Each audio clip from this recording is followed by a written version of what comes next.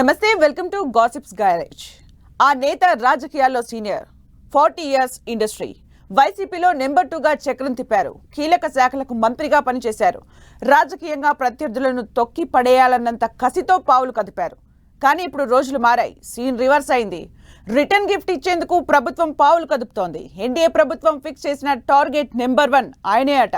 CM చంద్రబాబుతో పాటు చిత్తూరు జిల్లాకు చెందిన మాజీ ముఖ్యమంత్రి నల్లారి కుటుంబానికి రాజకీయంగా బద్ధ శత్రువైన ఆ నేతను తాజాగా డిప్యూటీ సీఎం పవన్ కళ్యాణ్ కూడా టార్గెట్ చేస్తున్నారు. ప్రభుత్వ ముప్పేట దాడితో సదరు సీనియర్ నేత కుటుంబం ఉక్కబోత అనుభవిస్తోంది. ఆపన్న హస్తం కోసం బీజేపీ అండ కోసం ప్రయత్నిస్తున్నట్లు గాసిప్లు షికారు చేస్తున్నాయి.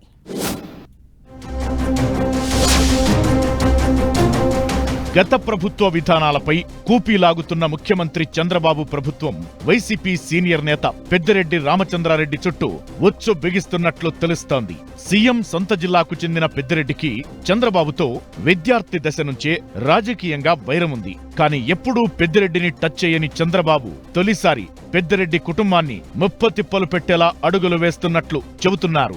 ఒకవైపు సీఎం చంద్రబాబు, మరోవైపు డిప్యూటీ సీఎం పవన్ కళ్యాణ్ కూడా పెద్దిరెడ్డిని టార్గెట్ చేయడం పొలిటికల్ సర్కిల్స్ లో హాట్ టాపిక్ అవుతోంది. గత ప్రభుత్వంలో నెంబర్ 2 లీడర్ గా చక్రం తిప్పిన పెద్దిరెడ్డి ఇప్పుడు సొంత నియోజకవర్గంలో అడుగు పెట్టలేని పరిస్థితి ఎదుర్కొంటున్నారు. ఇదే సమయంలో ఇన్నాళ్లు ఆయన అనుచరులుగా చలామణి అయిన నేతలు టీడీపీలో చేరుతున్నారు. పుంగనూరు మున్సిపల్ చైర్మన్ తో సహా 12 మంది కౌన్సిలర్లు టీడీపీ తీర్థం పుచ్చుకోవడం పెద్దిరెడ్డిని షాక్ కు గురిచేసింది. పెద్దిరెడ్డిపై రాజకీయంగా ముఖ్యమంత్రి చంద్రబాబు పైచేయి సాధించగా ఇప్పుడు డిప్యూటీ సీఎం పవన్ కూడా పెద్దిరెడ్డిపై ఆరోపణలను నిగ్గు తేల్చే పనిని సీరియస్ గా తీసుకున్నారు. గతంలో పెద్దిరెడ్డి నిర్వహించిన పంచాయతీరాజ్తో పాటు అటవీ శాఖను ప్రస్తుతం డిప్యూటీ సీఎం పవన్ పర్యవేక్షిస్తున్నారు. పంచాయతీరాజ్ నిధుల మళ్లింపును సీరియస్ గా పరిగణించిన ప్రభుత్వం బాధ్యులపై చర్యలకు ఆదేశించింది. ఇదే సమయంలో అటవీ శాఖ సమీక్ష సమావేశంలో చిత్తూరు జిల్లా నుంచి అక్రమంగా తరలించిన ఎర్రచందనం నేపాల్ భద్రతా బలగాలు సీజ్ చేయడం పవన్ దృష్టికి వచ్చింది. ఈ అక్రమ దందాలో పెద్దిరెడ్డి హస్తం ఉన్నట్లు అనుమానిస్తున్న డిప్యూటీ సీఎం ఆధారాలు సేకరించాల్సిందిగా సంబంధిత శాఖ అధికారులను ఆదేశించారు. అయితే ఈ ఆరోపణలను ఖండించిన పెద్దిరెడ్డి కుమారుడు మిథున్ రెడ్డి ఆధారాలు లేకుండా ఆరోపణలు చేయొద్దని కోరారు. అయితే పెద్దిరెడ్డి తరహా రాజకీయాలకు భిన్నంగా మిథున్ రెడ్డి రిక్వెస్ట్ మోడ్ లో ప్రకటన చేయడం చర్చనీయాంశంగా మారింది. విమర్శలు ప్రతి విమర్శల ద్వారా వివాదం పెంచుకుని మరిన్ని సమస్యలు తెచ్చుకోవడమెందుకనే ఆలోచనకు పెద్దిరెడ్డి కుటుంబం వెళ్లిందంటున్నారు. ఏకకాలంలో CM Chandrababu, deputy CM Pavan పెద్దిరెడ్డికి వ్యతిరేకంగా పావులు కదుపుతుండడమే రాష్ట్ర రాజకీయాల్లో హైలైట్ గా నిలుస్తోంది. ఇద్దరూ కలిసి ఒకే వ్యూహం ప్రకారం పెద్దిరెడ్డిని ఇరుకున పెట్టేలా అడుగులు వేస్తున్నారా, లేక అనుకోకుండా అలా జరిగిపోతోందా అనేది చర్చకు తావిస్తోంది.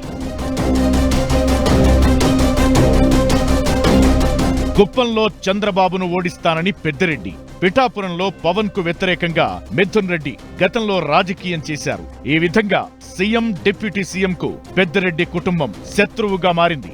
ఇక అధికారంలోకొచ్చాక పెద్దిరెడ్డి పర్యవేక్షించిన మంత్రిత్వ శాఖలను పవన్ కు అప్పగించారు సీఎం చంద్రబాబు. ఈ శాఖలపై సమీక్షలు నిర్వహించిన డిప్యూటీ సీఎం గత ప్రభుత్వ వ్యవహారాలను తవ్వితీస్తున్నారు. ఈ క్రమంలోనే నేపాల్లో ఎర్రచందనం పట్టుబడిన విషయం బయటపడిందంటున్నారు. అందుకే పెద్దిరెడ్డి కుటుంబ పాత్రపై బహిరంగ ప్రకటన చేశారు డిప్యూటీ సీఎం పవన్. ఇదే సమయంలో పెద్దిరెడ్డిపై చర్యలు ఉంటాయనేలా హెచ్చరికలు జారీ చేశారు. రాజకీయాల్లో 40 ఏళ్లుగా కొనసాగుతున్న పెద్దిరెడ్డి గతంలో ఎప్పుడూ ఇలాంటి పరిస్థితిని ఎదుర్కోలేదు. ఒకవైపు సొంత జిల్లాలో రాజకీయంగా పెద్దిరెడ్డికి చెక్ చెప్పేలా సీఎం చంద్రబాబు యాక్షన్ తీసుకోగా, మరోవైపు ప్రభుత్వ పరంగా తీసుకోవాల్సిన చర్యలపై పవన్ ఆరా తీస్తున్నారు. ఈ ఇద్దరికీ తోడు అన్నట్లు మాజీ ముఖ్యమంత్రి నల్లారి కిరణ్ కుమార్ రెడ్డి కూడా పెద్దిరెడ్డికి వ్యతిరేకంగా తన వంతు పాత్ర పోషిస్తున్నట్లు చెబుతున్నారు.